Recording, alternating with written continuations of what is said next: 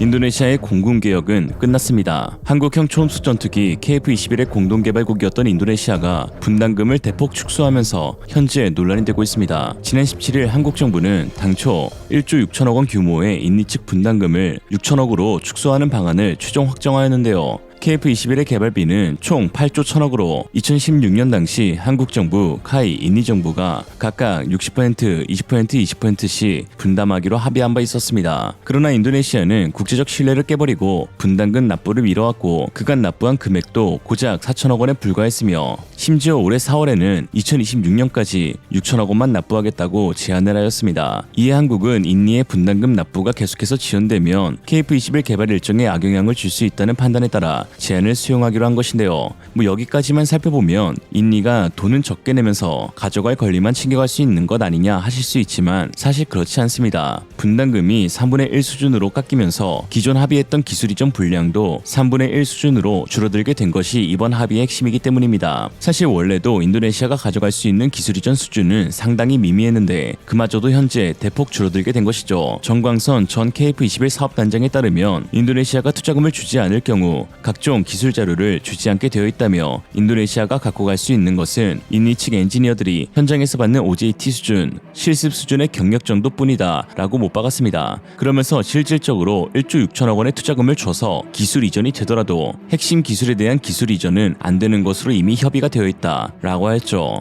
특히 정광선 단장은 T-50을 개발하기 전까지 한국은 제공호와 F-16을 라이센스 생산하여 300여 대를 조립했던 경험이 있지만 그럼에도 T-50을 혼자서 개발하지 못해 로키드 마틴의 도움을 받았는데 40명의 인도네시아 엔지니어가 초급 수준의 기술 이전을 받는다고 해서 어떻게 자체적으로 전투기를 개발할 수 있겠냐라고 반문하였죠. 이런 상황 가운데 이번 합의를 통해 드러난 놀라운 반전 소식도 있었는데요. 인도네시아가 분담금 꼼수를 부리면서 가장 바래왔던 한 가지가 바로 조기에 시제기를 인도받는 것이었는데 그 시제 5호기를 한국은 인도네시아에게 주지 않게 되었다는 것입니다. 분담금이 3분의 1 수준으로 깎이면서 인도네시아는 시제기를 받을 수 없게 된 것인데 방사청 관계자는 인도네시아 측이 시제기를 원한다면 협의하겠으나 그에 해당하는 금액을 지불해야 할 것이라고 덧붙였습니다. 군수 전문가 마크 메이스는 시제 5호기 한 대를 받기 위해서 최소 46억 달러, 6,209억 원을 내야 할 것이라고 하였죠. 즉 인도네시아는 KF-21 공동개발국 지위도 잃게 되고 기술 이전 시기도 받지 못해 그토록 꿈꾸던 항공산업 부흥에 완전히 실패하게 되었습니다.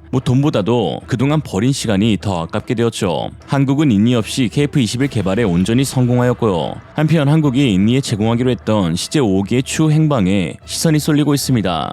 일각에서는 필리핀이 추진 중인 다목적 전투기 도입 사업에서 KF-21이 선정되면 그 즉시 시제 5호기가 필리핀으로 갈 수 있다는 분석을 내놓고 있는데요. 필리핀은 현재 주력 전투기인 한국산 FA-50PH 12대와 함께 운용할 신형 다목적 전투기 도입 사업인 MRF를 추진하고 있습니다. 총 620억 페소 1조 6천억 원을 들여 신형 전투기 14대를 도입하려고 하는데요. 대략적으로 대당 1,200억 원 수준입니다. 그동안 필리핀은 스웨덴 사부의 그리펜과 미국 로키드 마틴의 F-16을 놓고 저울질해왔지만 최근에 카이 측에 KF-21에 대한 정보 제공 요청서를 보냈습니다. RFI는 구매자가 구매하고자 하는 물품에 대한 정보를 보내달라고 공급업체에 요청하는 것인데요. 즉 필리핀 국방부가 본격적으로 KF-21에 대한 관심을 드러내게 된 것이죠. KF-21은 필리핀 공군이 겪고 있는 문제점을 한 번에 해결해줄 수 있는 기체입니다. 저렴한 대당 단가 그리고 5, 6세대로의 진화가 가능한 전세계 유일 다이아몬드 익형 4.5세대 기체, 유럽, 미국, 한국산 공대공 무장 탑재가 가능한 유연성, 거기다 80%의 기계 공정화로 인한 빠른 납기까지 보장되어 있는 기체이죠. 특히 최근 필리핀 최대 방산 매체 맥스디펜스에서는 그동안 필리핀의 다목적 전투기 구매가 지연되어 오면서 결국 KF-21에 RFI까지 요청하게 된 결정적인 이유가 공개되었는데요. 바로 가장 유력 후보로 꼽혔던 스웨덴의 사브가 심각한 공급 문제를 겪고 있었기 때문이라고 했습니다. 맥스디펜스는 지난해까지 MRF 1단계를 위해 약 620억 페소의 공군 예산으로 14대를 제공할 수 있는 유일한 항공기는 사브의 자-39CD 그리펜뿐이었습니다.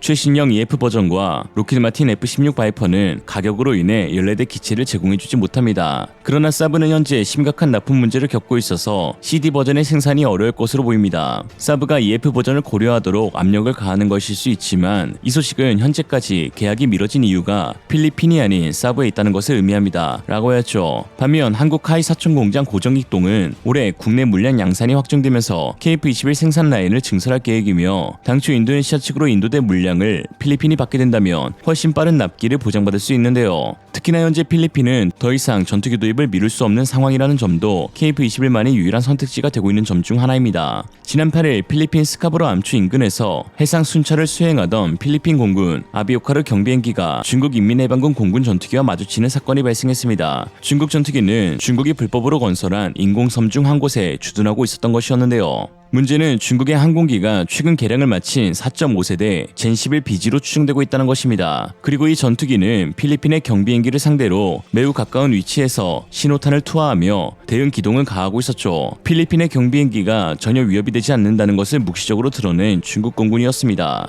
이번에 공개된 중국 젠11BG는 2020년 12월 말 선양항공의 생산 공장에서 최종 비행 시험이 완료되어 12월 23일부터 일괄 생산 작업이 시작된 기체입니다. 개량 포인트는 세 가지로 레이더, 항공 전자장비, 엔진인데 구형 기계식 레이더 N001을 중국이 개발한 신형 A사 레이더로 교체하면서 사실상 4.5세대급으로 평가받고 있죠. 중국이 기존의 젠11 계열 280여 대 전체를 젠11BG 사양으로 개량하게 되면 중국은 신규 생산한 젠16 계열, 젠15 개량형과 더불어 500여 대에 달하는 4.5세대 대형 전투기를 보유하게 되는데, 이는 동북아는 물론 남중국해 분쟁을 겪고 있는 동남아시아 국가들 역시 4.5세대 기체가 필요하게 되었다는 것을 의미합니다. 동남아시아 공군 예산 한계와 납품업체 공급망 리스크를 고려했을 때 가장 현실적인 선택은 KF-21밖에 없는 상황이죠. 한편 인도네시아 언론들은 한국의 시제기 지급 거부 사태를 두고 우리는 라팔과 F-15EX 계약을 체결했으니 KF-21을 못 받아도 상관없다라는 반응을 보이고 있습니다. 과연 그럴까요? 만에 하나 천운으로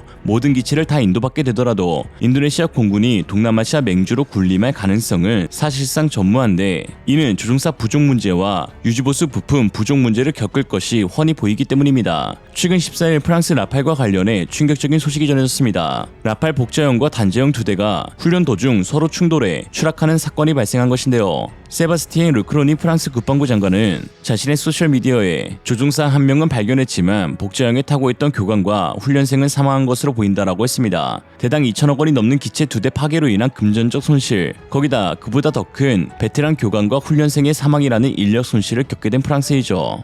이처럼 항공 선진국들조차도 현재 마땅한 훈련기가 없어 4.5세대 라팔을 가지고 훈련기로 사용하고 있는데요. 폴란드 역시 FA-50을 도입하기 전까지 실제 운용하던 F-16을 가지고 훈련을 시행했듯 전 세계 대부분의 공군에서는 심각한 조종사 부족 문제를 겪고 있습니다. 이에 인도네시아가 라팔을 도입해서 KF-21은 필요 없다고 큰소리치고 있지만, 인리 공군이 라팔을 실제로 운용할 조종사를 양성하기까지에는 엄청난 시간과 노력이 필요할 것인데, 그 과정도 라팔로 훈련을 실시해야 합니다.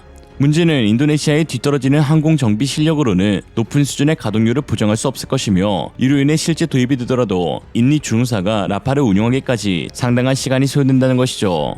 또한 F-15EX 역시 인도네시아가 제대로 운용하기 힘들 것으로 보이는데, 지난 4월 메타디펜스에 따르면 보잉의 F-15EX가 제조되고 있는 세인트루이스 공장이 운영난으로 인해 폐쇄될 것이라고 했습니다. 이르면 2025년에 운영이 중단된다고 했는데요. 해당 공장은 F-15EX의 조립뿐만 아니라 유지보수에 필요한 각종 부품을 생산하는 곳으로, 인도네시아가 F-15EX를 인도받게 되더라도 정기적인 애프터 서비스를 받는데 매우 큰 지장을 받게 될 것으로 보입니다.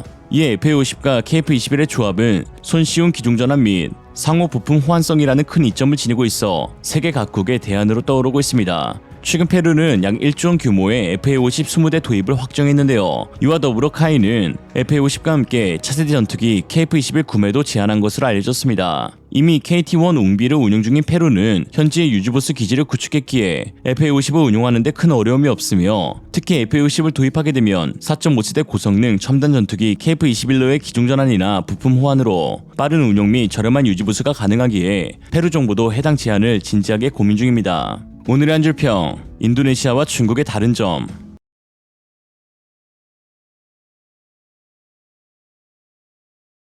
이생으로 리얼리즘이었습니다. 여러분의 생각은 어떠신가요? 현명하고 지혜로운 여러분의 의견을 지금 댓글에 남겨주세요. 감사합니다.